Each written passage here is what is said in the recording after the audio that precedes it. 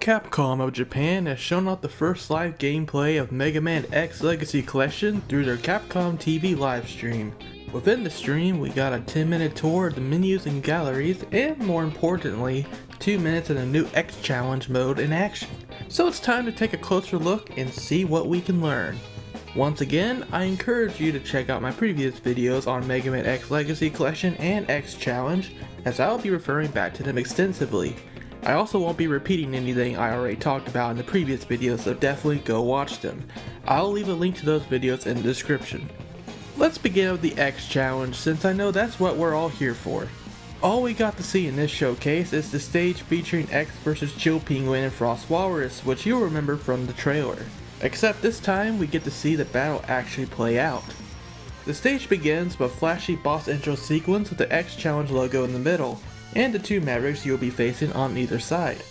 The background music is a never before heard rendition of the X1 boss intro theme that appears to be newly created for the X Challenge.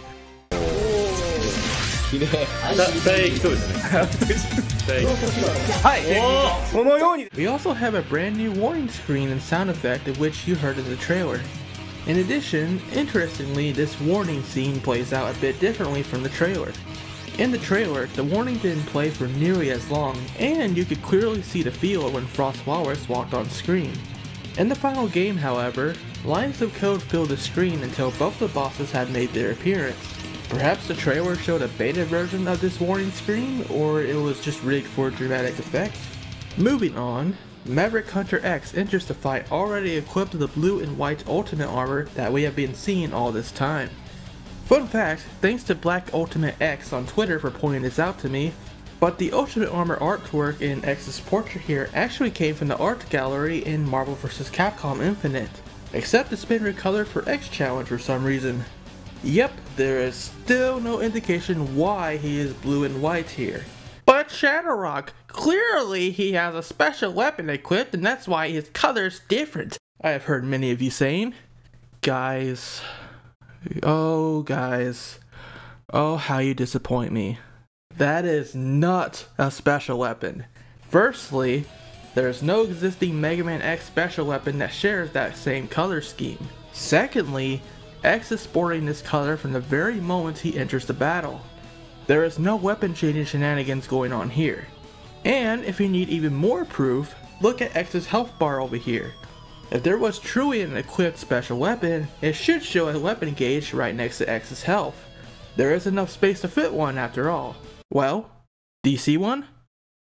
Well, because I don't. In fact, the player in this video uses nothing but the X Buster in this entire run. So no, this is definitely not a special weapon. While I'm at it, we can debunk another theory from my previous video. This is not the Hermes Armor or any other armor for that matter. The armor we're seeing here is definitely a recolored Ultimate Armor. In the footage, we can see that X can hover in the air, perform an air dash, and use the plasma charge shot. All abilities that the Ultimate Armor had. Well, actually, the Ultimate Armor seen in this video has had a slight nerf compared to its original counterpart. To demonstrate that, we first need to understand the capabilities of the original Ultimate Armor's plasma charge shot. The plasma charge shot is a wide blast that can rip through several small enemies and objects. It can even pass through bosses. Each time the charge shot passes through an enemy or object, a ball of plasma energy is left behind which causes residual damage to enemies inside of it for a couple of seconds. In Mega Man X4 through X6, the Ultimate Armor's plasma shot could create up to 3 energy balls at a time, depending on how many enemies the shot passed through.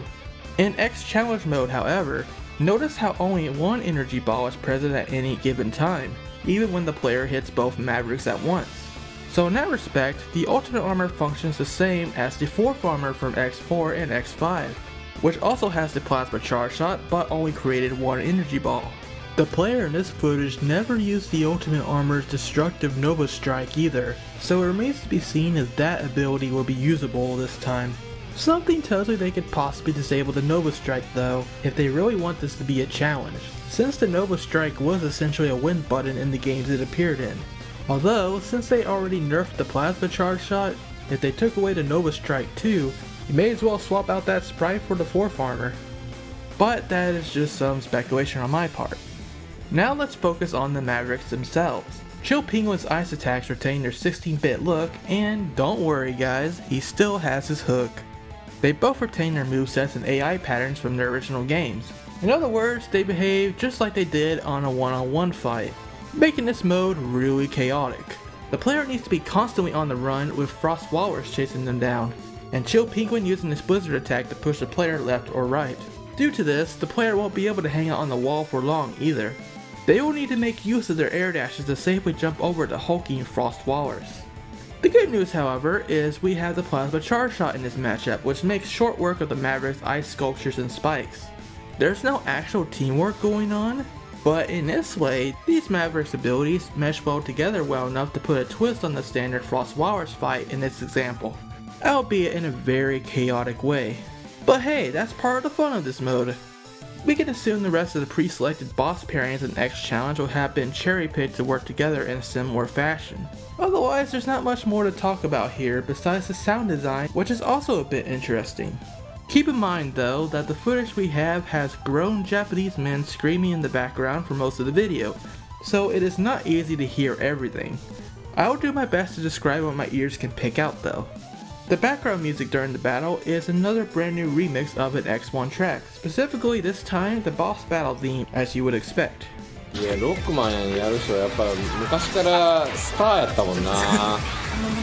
As for the sound effects, they are a mix of sound effects from across the X series actually, and even some that sounds like they're brand new. Allow me to break it down. The voice clips you hear from X come from Mega Man X6. 昔からスターやったもんな。 Some sound effects, such as dashing and wall kicking, are ripped right from Mega Man X7 and X8. これは避けれるもんな。いけるんじゃないかなっていうね。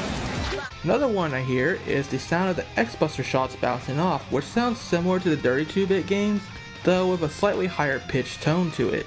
もともと操作上手ければまあ、なんとかなるかもしれないですけどね。 Now again, it's hard to hear over the lovely Japanese men, but the brand new sound effects that are most easily heard have to do with the X-Buster, such as the normal shots and the most obvious one, the charging sound effect. みたい。なんですけれども、 These sounds aren't used in any other Mega Man X game, or at least I can't pinpoint where they are from.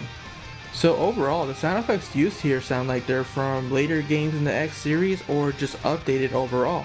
Now, I don't want to alarm anyone, but you know, new X-Buster sound effects sure would be convenient to be used in a little game I like to call Mega Man X9?